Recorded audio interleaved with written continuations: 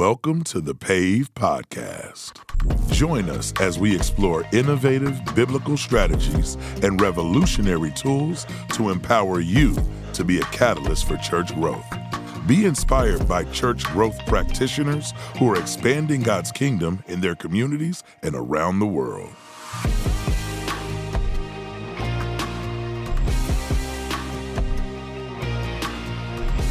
Now here's your host, Jonathan L. Smith. Welcome to the PAVE Podcast, where we explore new paths for church growth. My name is Jonathan L. Smith, the Director of Church Health and Growth at Texas Baptist, also known as the Baptist General Convention of Texas. The PAVE Podcast is made possible by your gifts to the cooperative program at Texas Baptist and by your gifts to the Mary Hill Davis offering. Today, I am more than honored to have the voice, my pastor and friend, Pastor Robert White. He goes by both, right? That's right. Who is the lead pastor of Freedom Church in Bedford, Texas. Pastor Rob? Hey. Now listen, what people aren't realizing is you are the voice. Well, you are the voice of PAVE. I pray that I did justice to being the voice. I of tell PAVE. you, I love listening to that intro. Every time I listen to it, I'm just like, why can't I have a voice like Rob White? Why can't I have a voice like Rob White? I got this squirrely sounding terrible voice. But this was born. I mean, God gave you the voice, obviously. Obviously. But doing voiceovers is a thing. It is a thing. From your childhood. Well, yes, a very little known fact that I grew up in Southern California. That's not a little known fact, and growing up, my brothers and I were telling my mom we wanted to do commercials. Right. That was our thing. We wanted to do commercials. No why commercials. Everybody else wants to do movies. But my mom took us to acting classes. We got involved in that. Headshots, classes, all the same deal. And they kind of like gravitated me toward the voiceover work. So How old were you then? I was between 9 and like 13 when we were doing that. Okay. And so, we would do auditions and go on auditions for commercials and all these things. And, everybody's lined up. They look like you and all this. But uniquely, my voice kind of made me stand out. Yeah. So even as a kid. So even as a 9-year-old, your voice was distinct. So I could, as a kid, do older kid work. So that was because your voice was one of a the little things. bit lower. It was a little bit lower. And then, I could still flex as a kid. Yeah. So it worked for both ways. Yeah. So, Yeah. But, okay, you got to tell them what all. Some of the things that I've done. Yeah. So I am a proud member of SAG-AFTRA, and I get Let's go. some good beef burrito royalties. I say that to say from Major Pain. That was a movie that I did voiceover work in, and Blue Chips. So everyone's going to be rushing to go get those movies. That's now. right. Yeah. And there was a movie called Fresh. Okay, it was like Fresh. a little hood movie that a lot of people didn't see. So if I put that movie on, like, just for it to constantly play on Netflix or something, maybe you'd go from $325 a year to $355 a year. If you all would go out and support, I might be able to buy a pack of gum. And so I'm dreaming right now. So let me calm down. That's so good. But you were telling us that your mom and one of your brothers. Oh man, yeah, they're the famous ones. Okay. So both of my brothers and my mom we were all at this place, and they did a Disneyland commercial. So my brothers obviously were trying to act. That's big time. Yeah. And they dragged my mom into it, and they just had this little bit. It was really quick. They go, "We're from Long Beach, and we got in for $22.95." Now you tell you how old. You know what year that was? Yeah. He tells you how old we are because Disneyland for $22. Right. It like ain't real. $222. That's now, right. And people would see them at the mall and be like, "That's the people from Long Beach." Oh, and that's it's just hilarious. Like, so that was the thing. That's so good. But you don't get that for the movies. Of course not. They don't know me, from grunting doing push-ups in Major Pain. Oh, man. So good. Well, today Pastor, we just want to encourage you, the pastors that are listening to the PAVE podcast today. Church revitalization is our passions, what PAVE is all about, church health, growth, and revitalization. We love to bring you stories of pastors who are living it, who are doing it. You are a practitioner of church revitalization. So tell us, before you tell us about Freedom Church in Bedford, tell us about your ministry leading up to becoming the pastor of Freedom Church. So prior to being the pastor of Freedom Church, I grew up, obviously, in Southern California. My dad was a pastor. Okay. I don't know if you knew that, but my dad was a pastor, bivocational most of his life. Okay. When I got saved in college.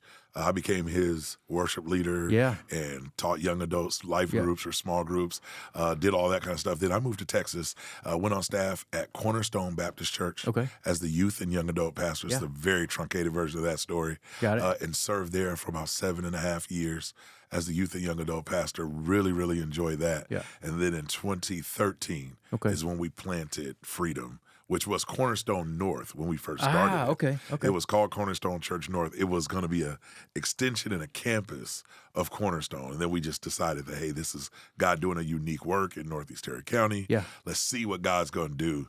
And the rest is, as they say, history. The rest Not is all history. good history. Yeah. But there's some history. Yeah. I bet. So you said, what year was that again? 2013. when Okay, we so launched. 2013, Yep. you are the church planter. Tell us Yes. about that process, how that worked, and Yeah. about the first few years. So BGCT, ARC, I'm kind of a hybrid church plant through both, and we're working through that. Things were great. The first day we launched big. That's a principle that we learned. Sure.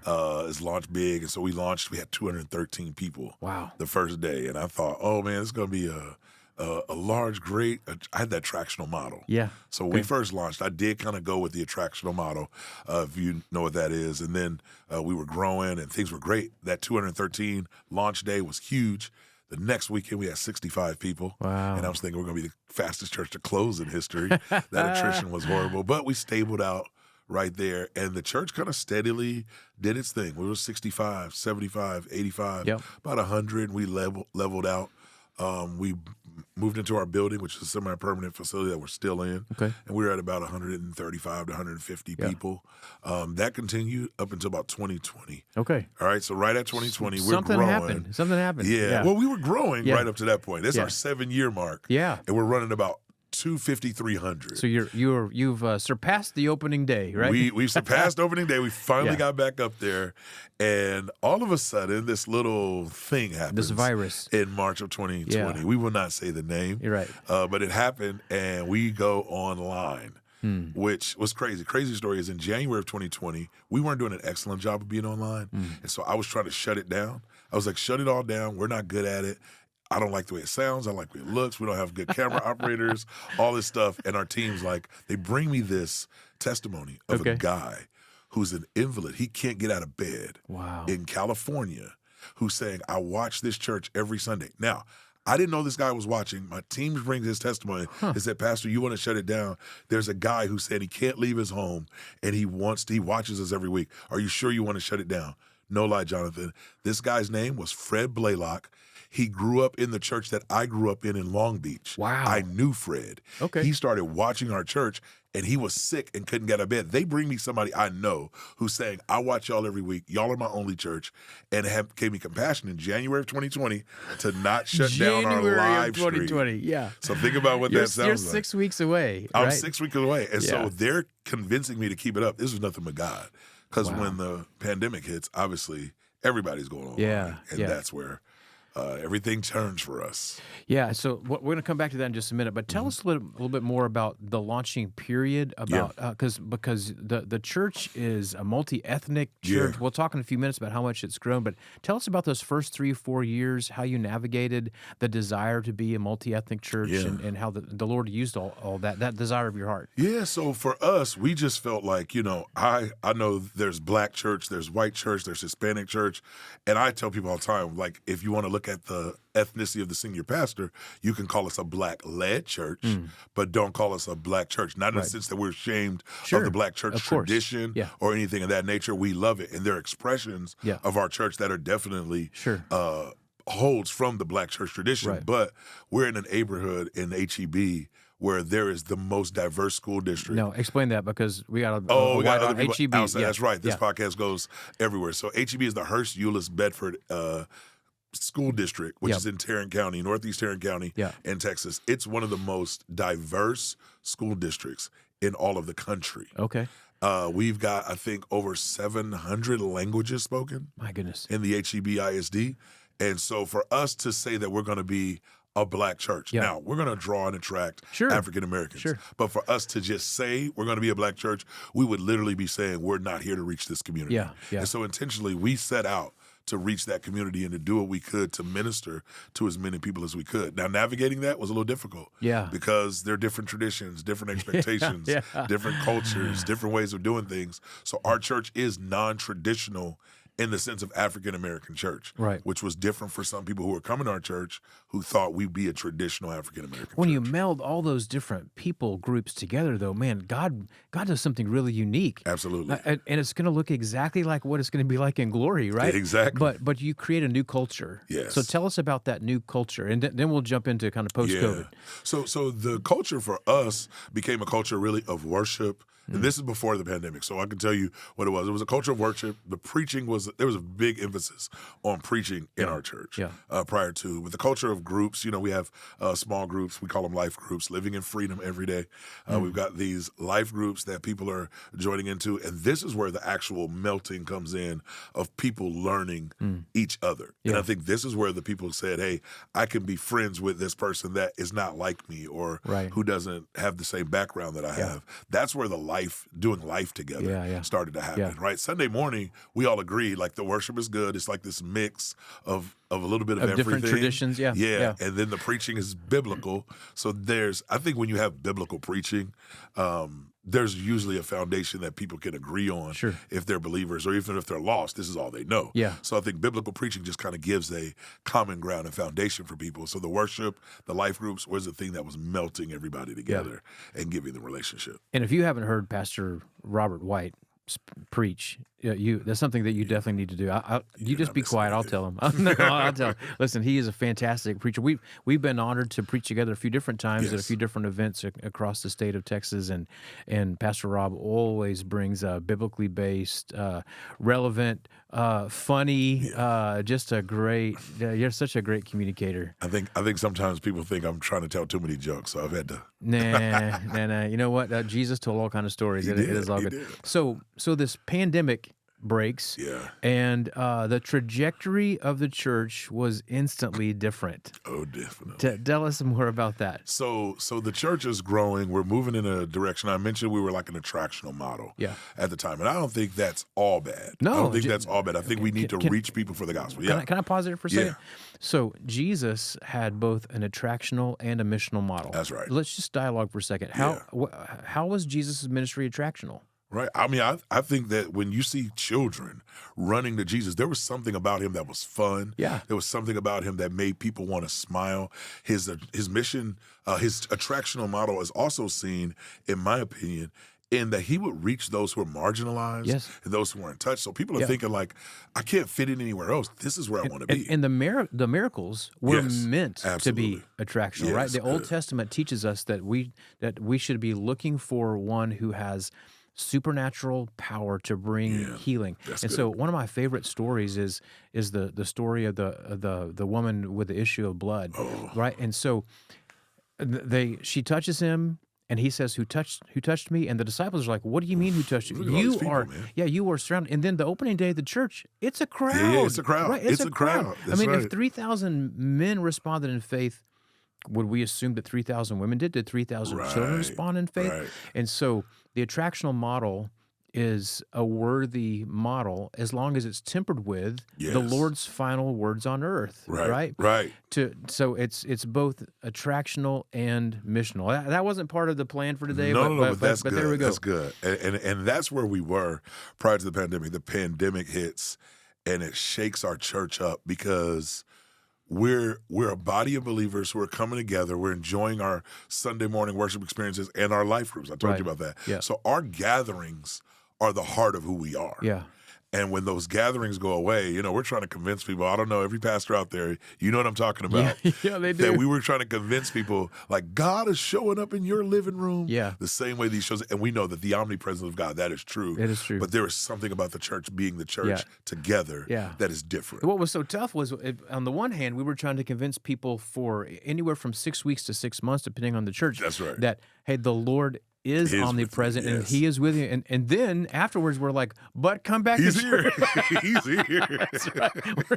So it was like we speak with forked tongue, right? We're trying to.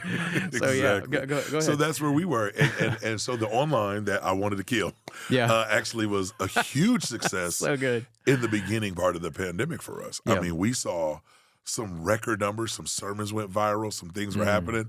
So honestly, Jonathan, I thought, oh my God, I'm an internet preacher now. The people are going to love me everywhere. I'm televangelist. The people are watching me in California. They're watching me in Arizona, in Atlanta, in North Carolina. We're getting this stuff, and I'm going, oh, I'm going to be this guy now. So I thought that was going to be it. That lasted about 3 months, and then everything kind of tapered off. People started going back to their routines, to regular rhythms, going back to regular rhythms. Everything wasn't the same, but it was the same for people. The thing that they weren't doing was coming back to church. And for us, that was a shock. One, we're African-American-led church, which means we're predominantly African-American, although we're diverse. Predominantly African-American. Well, many African-American churches stayed out longer they did. than other churches. So we're saying, hey, we're going to be cautious. We're going to launch back at this time or this time or this time. I had a inkling that I needed to take a sabbatical in the middle of COVID. And so August and September of 2020, I took a sabbatical. And I'm like, I'm going to take 8 weeks and see what God's telling me. When I come back, I go, we're going to relaunch in person, everything, February 2021. Well, you know what happened in February 2021? Snowmageddon. Oh, yeah. If you're outside of Texas, this was one of the craziest ice storms. It knocked out our power grid. We didn't have power for a couple of weeks. It made national news. I mean, it's crazy. That happened the weekend we were supposed to go back to church. You were supposed to go back in person. We were supposed to go back in person. And that weekend hit. So supernaturally, right? I'm like, God, you're telling me I'm supposed to quit. I'm supposed to go work for the post office or go work for the convention. Right. Funny story, right? I applied for your job. Before, and you got that job because God was like, no, I still got work for you. That's right. Yeah. And I'm glad because you're doing such a phenomenal job. But I was thinking, like, is this God telling me to shut it down? Is this over for us? And so we don't go back. We did an Easter at the Botanic Gardens in Fort Worth. We had a decent crowd. About 200 people came.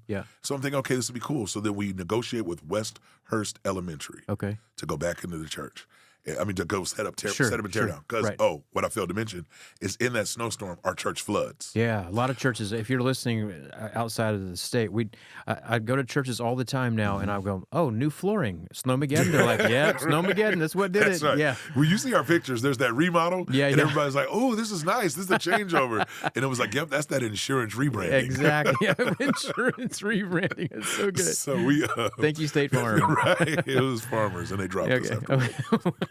But anyway, I'm sorry, I didn't mean to say that. It's okay, we'll edit that part out. All right.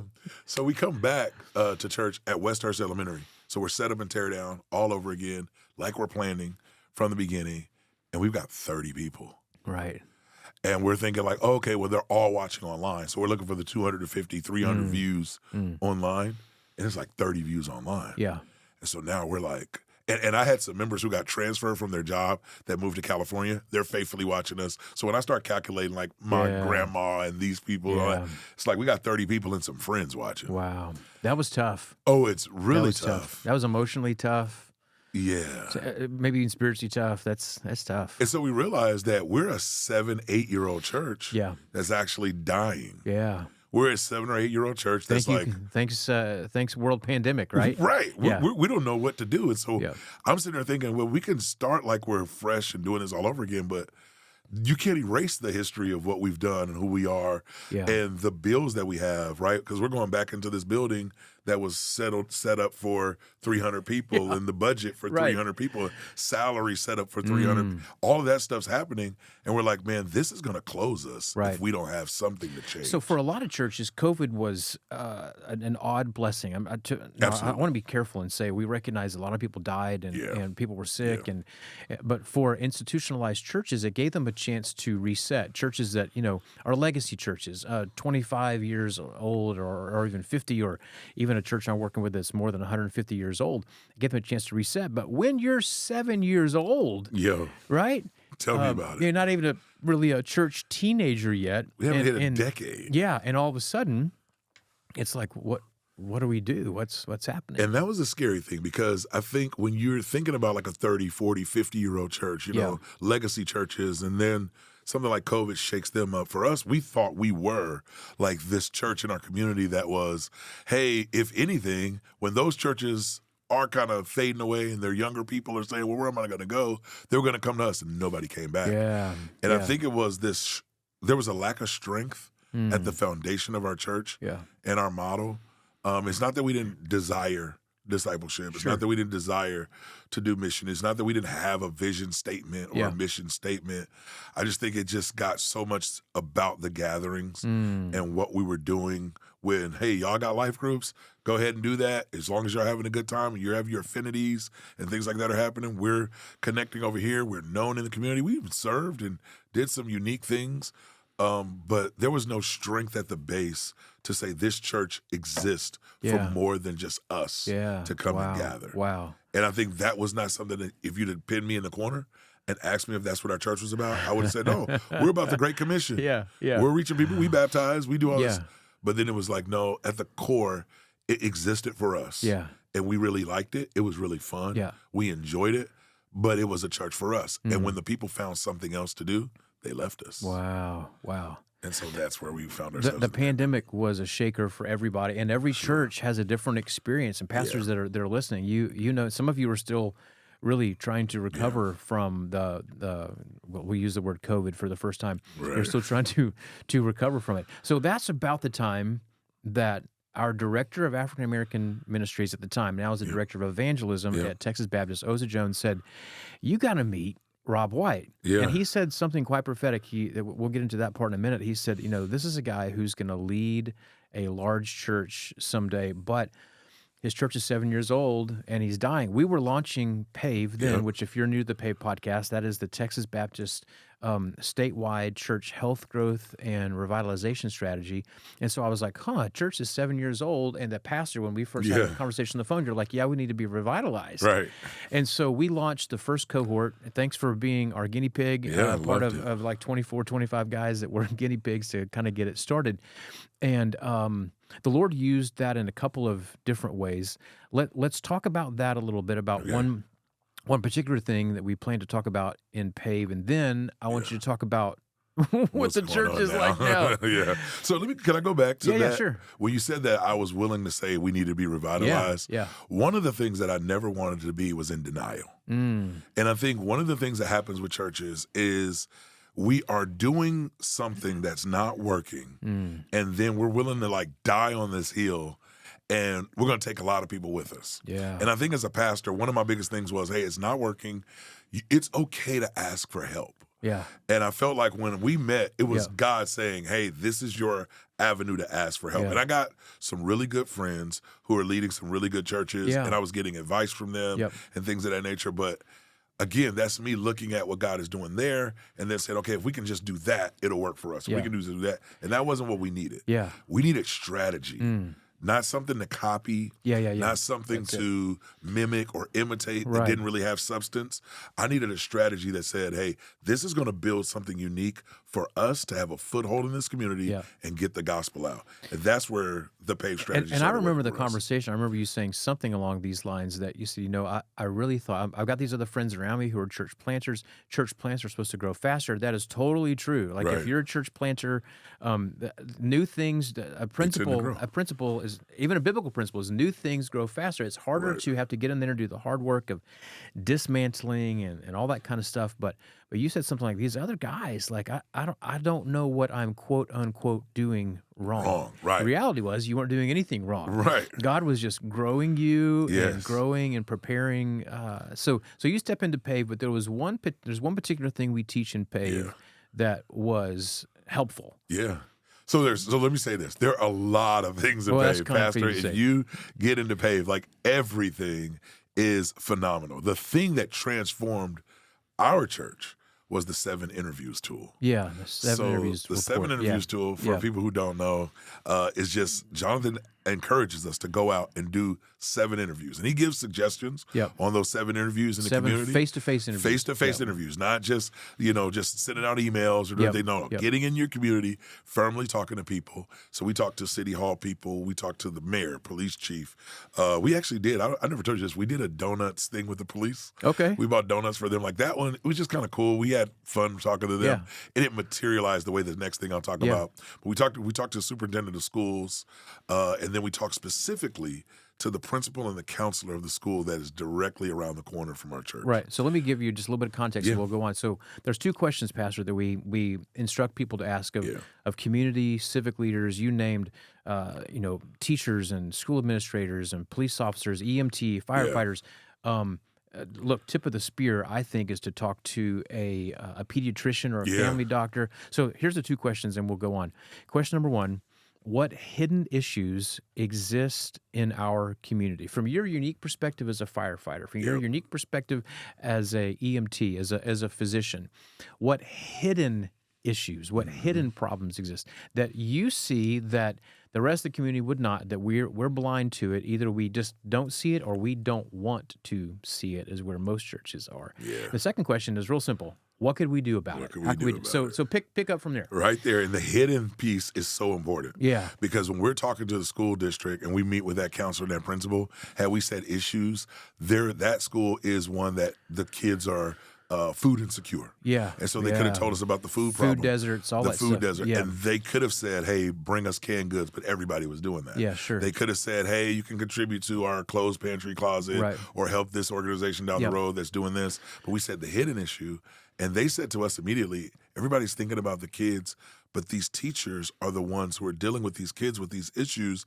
and it's a drain on them. Yeah. So when they come in, their work environment sometimes is not one that's conducive to motivate them while they're dealing with the difficult situations of Yeah. people Yeah. that they've got to. I mean, you think about us in ministry. When we're dealing with people who are having difficult situations, the drain is on us Yeah. as well. Yeah. And so then I put myself in those teachers' position and thinking, you're watching a kid who's misbehaving, but you know that he's hungry. Yeah. And you're thinking to yourself, I got to discipline this kid, but also have compassion on him. Yeah. That drain on Man, them. that's so good, Pastor. Yeah. Yeah. So then what we had to and do- the parents. and the Who, if parents. you discipline the kid, the parents get angry or what? Yeah. Right. And think Maybe. about Or think about a supportive. kid who might need to be removed from a classroom. Yeah. Whose parent is a shift worker somewhere. Yeah. Who now lose their shift Yeah. to come pick up their kid who's got to be Right. suspended. Yeah. And that teacher's got to make a decision. Yeah. Do I just deal with it? Do I suspend this kid? So we knew we want to take care of these teachers. Yeah. We want to take care of the faculty, the staff, the teachers. Because the principal said something quite profound to you, that the kids are really well taken care of, but the teachers teachers weren't. are just kind of like, everyone's getting, at the beginning of the school year, everyone's getting backpacks and school That's it. supplies for the students, but not for the What's teachers. happening for the And you teachers? may not realize this. You know this, but I'm not sure everyone listening. I'm surrounded by educators. My Right. wife's an educator. My daughter-in-law's an educator. Educators in my family in the past. Man, the school districts don't provide as much as No. you might think that they do, and a lot of times it's financially on the teachers. So Yes. so go from And there. that's where we started saying, okay, what can we do Yeah. in this school to just bring up morale? Yeah. We have a lot of money. We're starting fresh in our community to Yeah. revitalize. I mean, there's a little bit of traction coming back in the church when we move back in the building, but not much. So we're saying, like, what can we do to just put a foothold in this community and show them we care? We're here. We love you. So we went in the teacher's lounge. And we go in and we revitalize the teacher's lounge, right? Right. We need Yeah. to be revitalized. Yeah, yeah. So we're going to give them a revitalization. Right. So we go in, we put some paint on the walls, we give them a new microwave. Our team got like little stuff from Hobby Lobby and some other places Decorate a and little made bit, like yeah. a little decoration thing. Yeah. And we videoed the teachers coming in with an iPhone. And man, it was like we were on Extreme Home Makeover That's- or HGTV. That's so good. They're like, oh my God, this is so Right. amazing. Yeah. And in my head, I'm like, oh wow, we really made a difference. Yeah. And what happens as a result of that is those teachers, one, they just send us thank you cards. I mean, they're Yeah. writing handwritten thank you cards, Sure. send them to the church. But a couple of those teachers came to church on a Sunday to deliver the thank you cards. Oh, good. They enjoyed it. Yeah. Now, these teachers, they got churches. Yeah. They're going to different places. Yeah. They're believers. They're saying, thank you, Lord. You sent this right on time. We Right. needed this. But their kids, the ones that are struggling, the parents, the families Right. that are in this struggle, they're saying, you know what? I know of a place that you need to go. That And so cares about that people, cares about cares about the people, community. that cares about the Yeah. community. They've got a children's ministry that's going Right. to care about your kids. They've got a marriage ministry Yeah. that's going to help you with your marriage. They've got a word that's going to encourage you. That's so good. And they started sending people. That's almost free advertising, right? Just It's a little bit of paint, almost free, a little bit of almost paint, free, right. a little bit of paint, right? That's and, right. and a few decorations here and there. Yeah. And what it causes is the community to say, Freedom Church cares about our community. Yeah, yeah. So then we're invited into other things, right? Right. We're adopting this school, but now we're invited into other things. We're invited into participation with other stuff, and now our name is getting up in our community as the Yeah. people who care. Right. So we started doing something called No Huddle Sunday. Okay. No Huddle Sunday was where we would just take fifth Sundays off and we just serve the community. We Yeah. go to So a good. local gas station and give away gas or do it. And so then people start talking about this Yeah. stuff and they start sharing that we just care about the community. And as our church grew, our resources grew. There's something about that second commandment, to love Yeah, your yeah, neighbor yeah. as yourself. As yourself. Something about that golden rule to do unto It others. Right? Yeah, it works. worked. It Go figure. works. Go figure. And as we care for them, they saw, because you know the old saying, right? It's cliche now, Yeah. but people don't care how much you know until Yeah. they know how Sure. much you care. Sure. And it's cliche because people have heard it, Yeah. but it's so true. Yeah. So many people in our communities are unseen. They feel undervalued. Yeah. They don't feel like anybody cares. And even when we do invite them, they get the little mailer. And I'm not opposed to mailers because Sure. we send them. Yep. But the little mailer in the mail, and they're just like, okay, here's another one. Right. Here's another one. Here's another one. You've sent me something to come to you, but you've never come to me. Oh, wow. And the Great Commission starts with a little word Yeah. that's really easy to sound out. 2 letters. Go. Go. Yeah.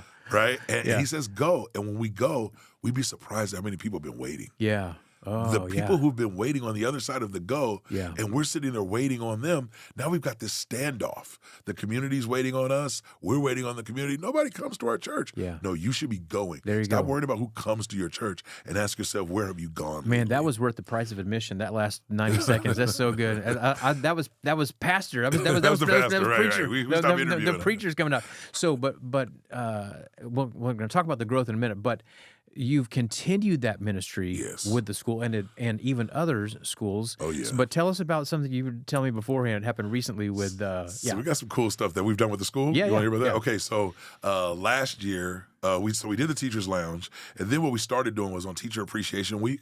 We wait for the day where we're like, hey, what's the calmest day for you all? Yeah. And we'll cater. Yeah. Lunch for the teachers. Yeah. So now we got a caterer that we use for some of our events and things like that. And we say, hey, we're going to cater lunch for these teachers. I mean, we're talking about like silver trays and the Wow. guy's in there with his chef's outfit on. That's so cool. And he's serving them like on plates that he brings. Right. And we pay him to come Yeah. and serve those teachers. You would think like it was the greatest thing they've ever experienced. Yeah. So then we went and we did Christmas. So the last Christmas we went in, we said, we're going to do that lunch, but every faculty member, every person who comes in this room, we're going to say to them, every staff person, every staff every person, every faculty, basically every employee, every at the employee school. on that Yeah. campus. So janitors, Yeah. custodians, cafeteria workers, Yeah. teachers, secretaries, Yeah. when they came in to eat lunch, what we did was we said Merry Christmas, and we gave them an envelope that had a $100 gift card in it. So good. And it So was good. just us saying like Merry Christmas from us Yeah. to you. And they're like, what do we need to do? We're like, no, nothing. This is for you. One lady breaks down into tears, cafeteria worker, Yeah. and tells us she had been praying about how she was going to get gifts for her kids. And it's a Man. Visa gift card. Yeah. It's not a like, Yeah. you got to go buy Yeah. Christian books at Yeah, Bardell yeah, with this. exactly. You know, you Yeah, better it go get a wasn't- curriculum. It wasn't Burger King or Taco Bell. No. It's $100. Use it as you see fit. And she just broke down and said, I didn't know how I was going to buy my kids Christmas Yeah, gifts. so And I've been good. thinking about this. This is an answer to prayer. And I mean, they're just the looks on their faces. And so this year, we got a chance to do something amazing at the beginning of the school year. We go in and we just bought everything off of every teacher's Amazon wish list. So cool.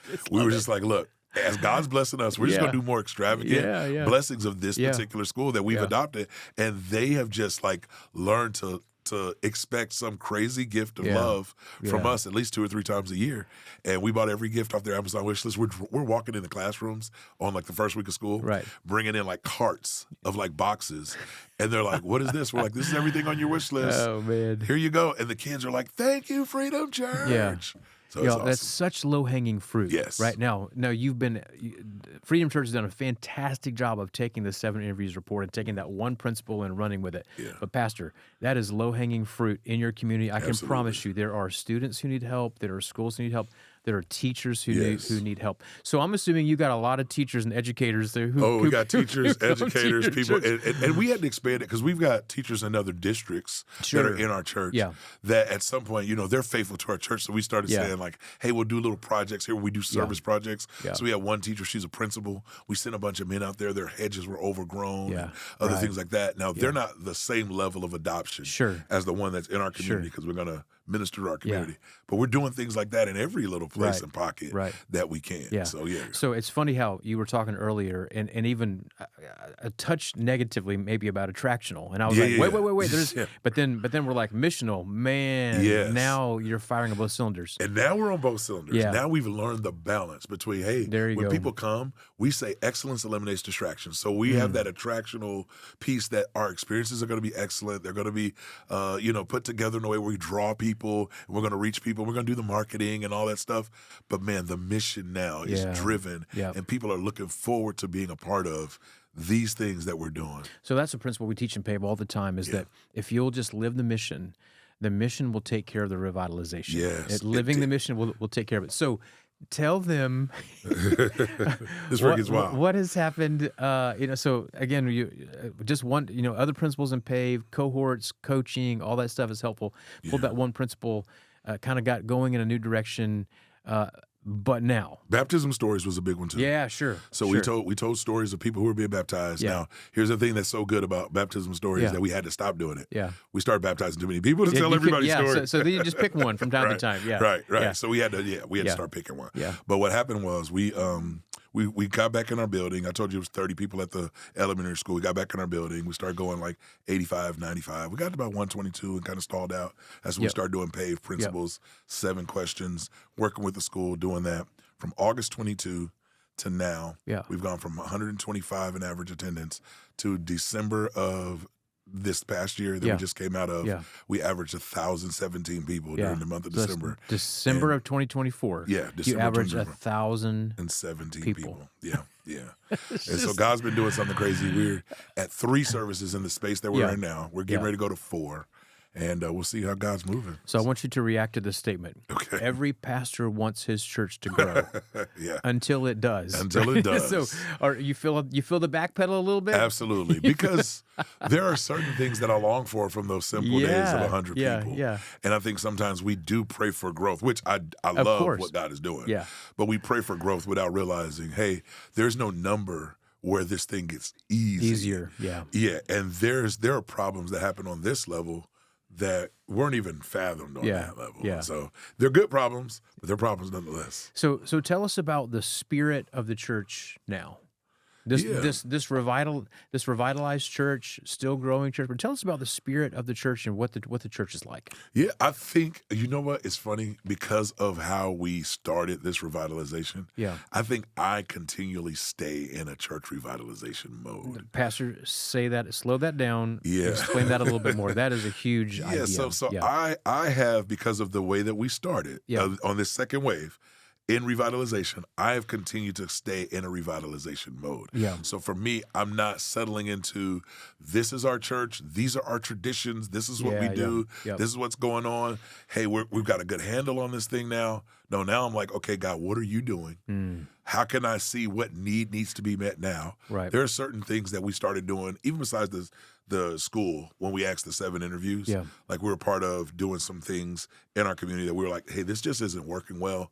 Yep. Now we need to ask another question. Constantly evaluating. Yes. Yeah. So the questions, the interviews, they got to keep happening. Yeah. And as a pastor, it's my job to look around and see, okay, the church is doing great where it is. Yeah. But where are we going? Yeah. And I tell people my primary job is to lead and feed. Yeah. To lead and feed. And so being the leader, I'm looking for where God's taking us. And so the heart of our church is now you can hear our church saying, okay, Pastor, what's next? Yeah. Like, where are we going? What are we to do? Yeah. And not necessarily like, hey, man, feed us, give us a good message, Right. like give us the next big show. You know, we'll do some great fun things. Sure, of course. We've been able to bless people in-house. Yeah. We gave away some cars last year and some things of that nature to people So good. in our church, single moms who are in need of it. Yeah. And so those things are fun, but those consumer things are things that are like on the back end of us like sharing the gospel. Can I give you a really cool story? Yeah. So for Easter, we have 4 experiences for Easter, 1 on Saturday, 3 on Sunday. Okay. And we're in there for Easter, and our 10-15 experience is in overflow. Right. I mean, so bad that like we're out of every extra chair we could lay in the aisles. Okay. Because it's Easter. And so we started asking we call them liberators because we're Freedom Church, our volunteers. Yep. We say if every liberator in the house, if you'd be willing to give up your seat and sit around. So we got these cool pictures of them sitting on the platform around me while I'm preaching. Yeah. So it's full of like these black shirts because We wore those to serve. And they're sitting around a platform. And at the end, we do invitation. And 120 people mark on the cards that they want to give their life to Jesus. Wow. So then we do a party afterwards. Yeah. We invite all our liberators to come. Yeah. And we had got some backlash. People were like, oh, I can't believe I had to give up my seat and blah, blah, blah. I should have come to another experience. So we get all of our liberators in the room. We celebrate. We want to talk about what God has done. So we go and we get gift cards, $50 gift cards. And we noticed, like, the people who gave up their seat would say, could you stand up Right. if you give up your seat? So we bought 100 of those Yeah. gift cards because we knew, right, 100 people got saved. So we're like, hey, can you raise your hand if you gave up your seat? We had them stand up, and we took the names of the cards. Oh, wow. And we said, hey, Jonathan, because you stood up, so-and-so gave their life to Christ. You gave up your seat, and they gave their soul. Wow. Here's a gift card. Thank you for being open in the kingdom. Man, you see the people, they were giving back the gift cards. Yeah. Yeah. And weeping. Yeah. And saying, listen, I give up my seat 100 times more Yeah. for this. Now the people are seeing what the impact Yeah, is it- of what God is doing in the community. Man, it wells me up. It's one of my all-time favorite Well, when moments. people experience freedom in Christ, That's right. right, and That's and it. when people see that a simple act of me giving up my seat and here's a Yeah. name connected to it, Yeah. that's fantastic. I gotta be careful because now people are going to come to our church and give up their seat because they want $50. That's not an everyday thing. I'll see you Sunday. So, kind of winding this down, let me ask this: if you were going to give an encouragement, especially knowing you, I want you to give I'm putting you on the spot, but Okay. a biblical encouragement. Okay, that pastor out there who's on the other side, they've got 15 people in church, 30 people in church, 100 people in church, but the church is plateaued or in decline. And now, based on where you are, what biblical encouragement would you give to these pastors? Galatians 6:9 Okay. says, do not become weary Yeah, in doing good, that's good. for in due season you will reap a harvest of reward if you do not faint. Yeah. And I think this is the thing that I take from that particular scripture. It says, do not become weary. And the word there is discouraged Yeah. or losing heart. Don't find yourself saying like, hey, I want to quit. Yeah. I want to give up. He says, but make sure that you're doing good, though. Right. Because he says, do not become weary in doing good. Yeah. So, Pastor, I'm going to be honest with you because I'm a straight shooter. The reality is you got to evaluate what you're doing. Yeah. Let's evaluate what we're doing. Let's not be ashamed to say, like, hey, I'm here. I feel plateaued. I feel stuck. But let me evaluate what I'm doing. Yeah. Let me find a Jonathan Smith. Let me find a place that can evaluate what we're doing. Give us some tools Yeah. to actually analyze Yeah. whether we're going to peel back the onion. Yeah. Right? Right. That's Yeah. some good paved language Yeah, right there. there is. We're going to peel back the onion. We're going to see what's actually working and what's not working. Let's take off the layers that aren't. Yeah. And let's actually see, are we doing good? Because here's the reality.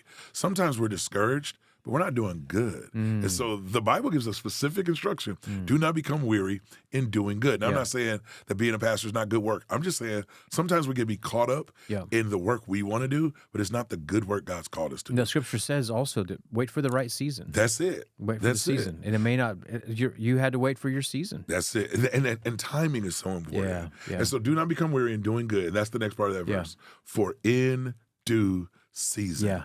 And I love that because it's like a pregnant woman. Yeah. She's given a date by the doctor. Right. And there's a time and Yeah. all that stuff like that. Yeah. But guess what? The baby tells us when it's coming. Yeah. The baby decides. And nobody else gets to make that decision. Right. And God, I hate to say it like this, is like the baby in this circumstance. He gets to tell us when this thing is going to Yeah. go. He's Yeah. the one that's going to tell us when it's going to happen. You might see somebody else, and they might say, oh, based on averages, you're probably going to see this over this time. Right. And nobody can really say when it's going to happen but God. It's funny that you talked about due date because Yeah. my age says when I was a kid, I learned everything in King James. Oh, right. And King James says, in due season. That's it. Ye shall reap if ye faint not. Man, I In got due quick in there. That's good. Oh, man. Ye. Ye right. is a spiritual word. I don't care what It anybody is. says. Well, Pastor Rob White, my goodness, man, thanks for your time today. Thank you for having I'm me. curious to know, when that check will come in, if you'll get that roller burrito that you can get at the grocery store. But thanks for being the voice of PAVE. More Oh, man, importantly, thank you. thanks for leading so well, and thanks for the example that God is what He's doing in you. and the hope that you can share with pastors this day who have listened to know that church growth, church health, church revitalization really is possible. Tell them where they can go listen to some of your great sermons, because I mentioned that a minute ago. Well, they can go to This Is Freedom DFW everywhere. So if IG, Instagram, Facebook, YouTube, Yep. This Is Freedom DFW. Okay. And they'll find us. Awesome. Thank you. Well, thanks for listening to the PAVE podcast today. You can learn more about Texas Baptist and our ministries by going to txb.org. You can learn more information about PAVE. You can find helpful videos, articles, tips, ideas, sermons, sermon series, Bible studies, all kind of resources, opportunities to sign up for PAVE by going to txb.org/PAVE. That's txb.org/PAVE. Pastor Rob, enjoy that burrito tonight. Hey, I will. Thank you for having me. Thank you for the work you're doing. Bet. God bless.